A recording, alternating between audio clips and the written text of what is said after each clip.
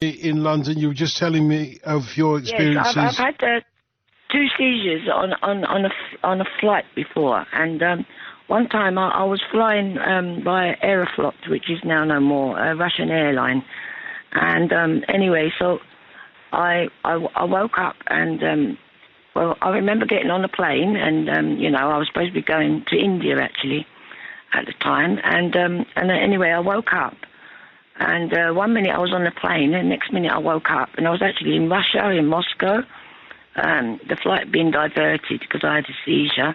And as it was a Russian airline, they diverted to Moscow. And anyway, so I woke up, and there was all these medical staff that was unable to speak English, and I had no clue of, why I was there and whatever.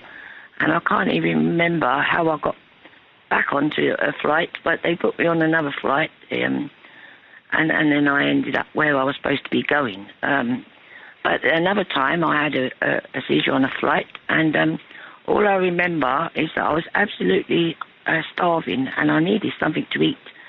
And then I kept on asking the air hostess when they're bringing the food around.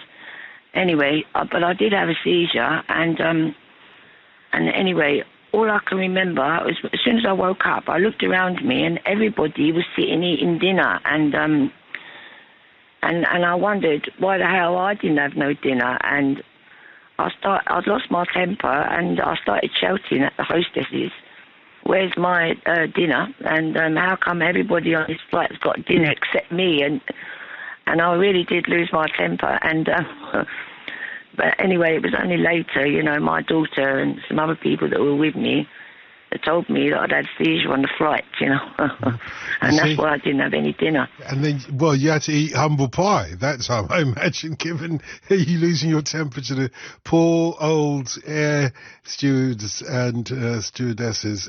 Look, thank you, Naomi. You told us an incredible story. I'm sure everybody wishes you well, and talk to me again anytime. But you don't have to talk about epilepsy if you don't want to, but we're all here. We're a family. Yeah, we are a family. We never leave anybody behind, and we certainly don't leave anybody hungry if we can avoid it. So thank you for that. Naomi's been telling us her experience of epilepsy, some of it quite horrifying, and I totally get that.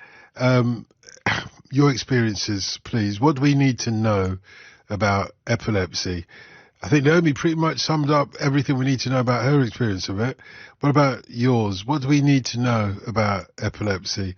And the reason we're asking is partly because of a panorama program which focused on a particular church with regards to epilepsy, but it was the Epilepsy Action charity, the charity Epilepsy Action, which suggested that epilepsy, even there's a lack of understanding in the public consciousness about epilepsy, in which case, then talk to me. What do we need to know about epilepsy? 08085 909693 on that one, 3 on that one, 3 on that